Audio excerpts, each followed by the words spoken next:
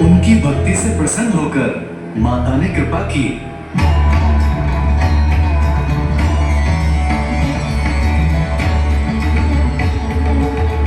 हमारी पुत्री का नाम होगा वैष्णवी।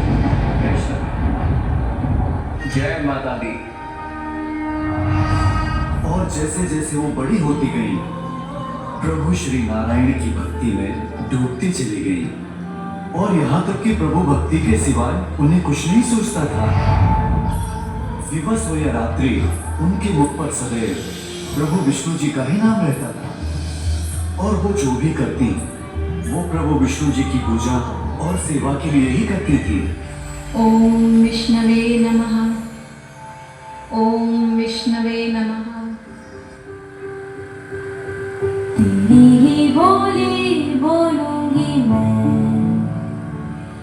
तेरी ही बानी गाऊंगी मैं, तेरे इश्क का चोला पहन के मैं तुझ में ही रंग जाऊंगी, तेरे इश्क का चूड़ा पहन के मैं तुझ में ही सज जाऊंगी। मैं नचती फिरा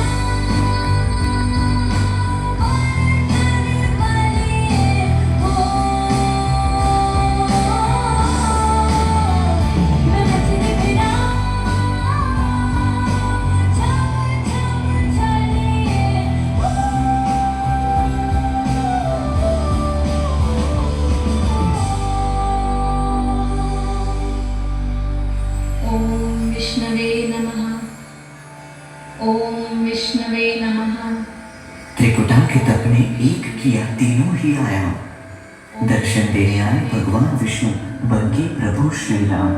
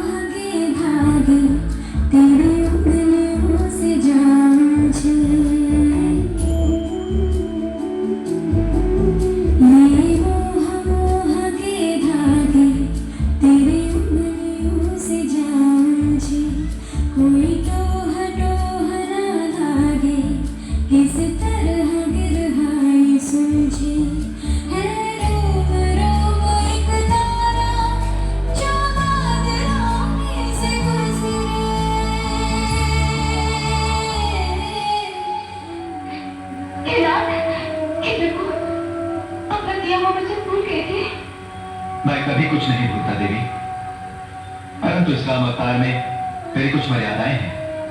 मैं उन्हीं मर्यादाओं का पालन कर रहा हूँ। कैसी मर्यादाएं?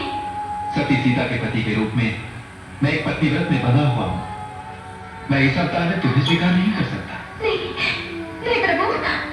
मुझे विवश न करो देवी, मेरे चरण छोड़ो और मेरे लंका से लौटने की प्रतीक्षा करो। मैं तुम्हें वचन देता हूँ कि लंका से लौटते समय मैं अवश्य तुम्हारे पास आऊंगा।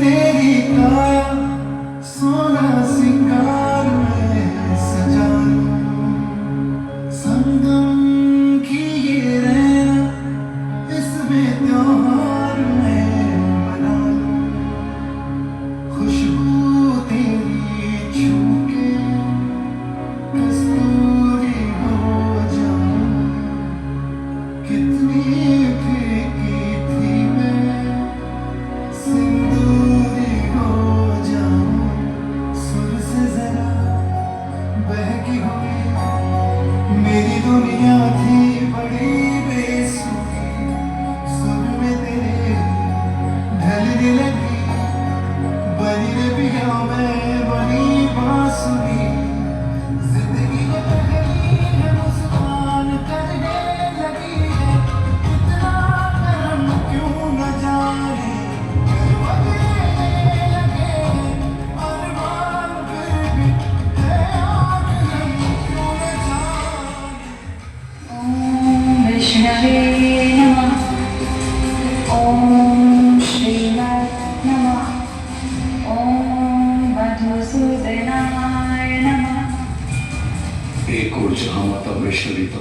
थी, वहीं दूसरी ओर प्रभु श्री राम दशरथ लंकेश से घमासान युद्ध कर रहे थे।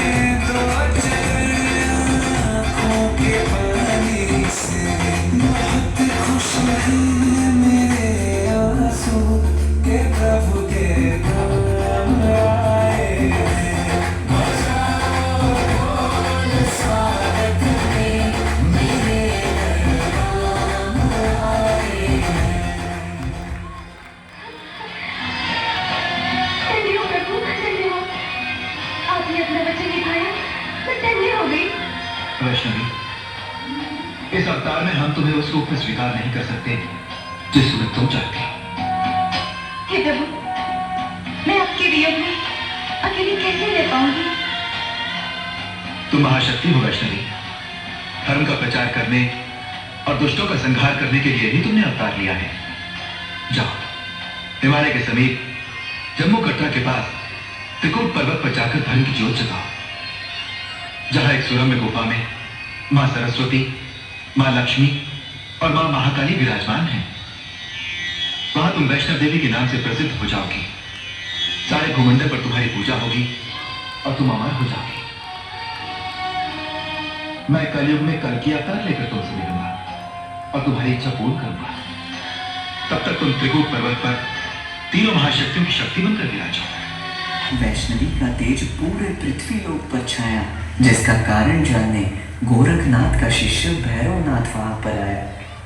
उनके तप के तेज त्याग से हुआ बड़ा वो अचंभित, किंतु वैष्णवी की सुंदरता पर भैरवनाथ हो गया मोहित। दूर रहो भैरव मुझसे, मैं नहीं तुम्हारा भाग्य। एकमात्र प्रभु विष्णु है मेरे प्रेम, मेरे आराध्य।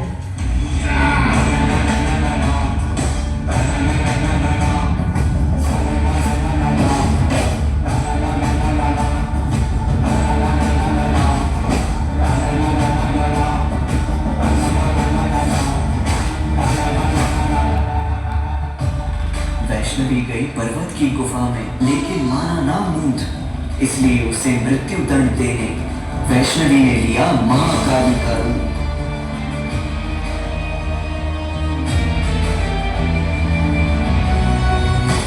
देख महाकाली को भैरवनाथ लज्जा से भरा है। क्षमा मांगते हुए बहुत रोया, बहुत पछताया। क्षमा करती हूं मैं तुम्हें, तुम्हारा मंदिर भी यहाँ बनेगा। तुम्हारे दर्शन के बिना मेरा दर्शन भी पूर्ण न होगा। गुफा में लौटकर वैष्णवी ने 3 सिरों के साथ पिंडियों का रूप लिया। अपने आराध्य भगवान को पाने के लिए कलयुग के इंतजार में वैष्णवी ने फिर से तप किया। ओम विष्णवे नमः, ओम विष्णवे नमः। यही पवित्र गुफा माता वैष्णो देवी का दरबार कहलाता है, जहाँ लाखों श्रद्धालु माथा टेकने जाते हैं। जब माता का बुलावा आता